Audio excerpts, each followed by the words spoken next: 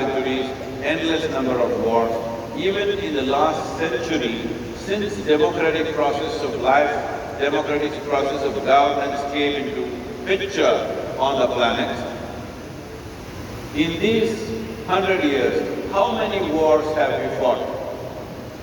World War I, because we did one, we had to do two, of course, the natural progression. When World War I happened, a whole lot of people who saw the horror of what it is said, this is it, never again another war, League of Nations, this, that. Within 25 years, once again, World War II. After that, we said, this is it, never again another war. United Nations came into place and various other things. Since 1944, how many wars have we fought? How many nations have we destroyed? How many people have we killed without knowing who the hell they are? This is because we have this habit of walking into disasters and then grieving over it. If we walk into this disaster, which could be a global famine-like situation, most of us will not walk out of it. That is a fact. Every responsible scientist in the world is clearly pointing out agricultural soils on the planet could last only another 60 years maximum.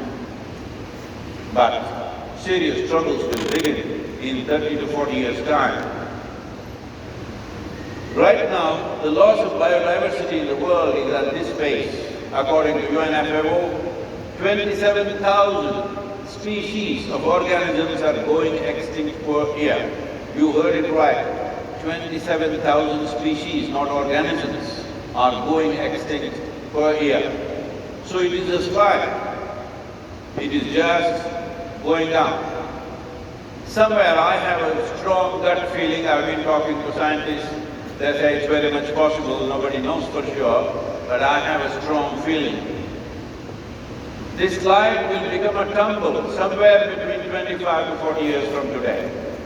It is going this way, we can arrest it and push it back, but once it starts tumbling down, then there is nothing else we can do. I am saying this not because I am a soil scientist, not because I am an ecologist, but I know what happens in my system absolutely well. Because 60% of your bodies are just microorganisms. Only 40% is your parental genetics. I was in Sofia and a little girl, 8-year-old girl, comes to me and says, Sadguru, I want to do save soil, my mother is not allowing me. I said, tell your mother she's only 20%.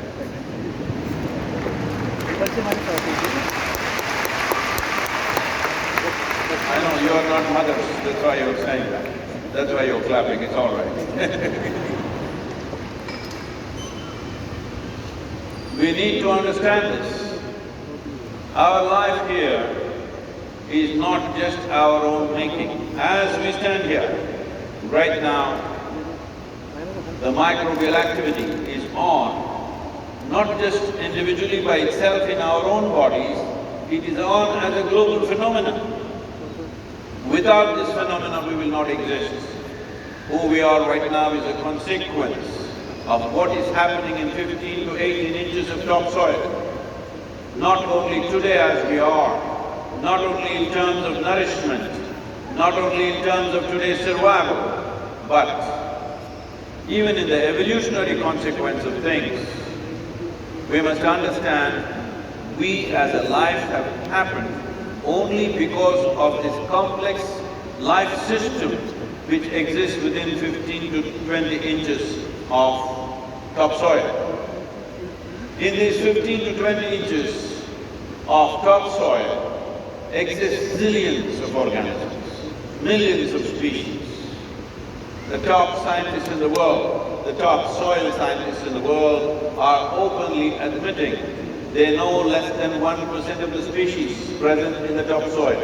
When you know less than 1%, should you mess with it, I'm asking? When you know less than 1%, should you go around messing with it as if you're an expert on it?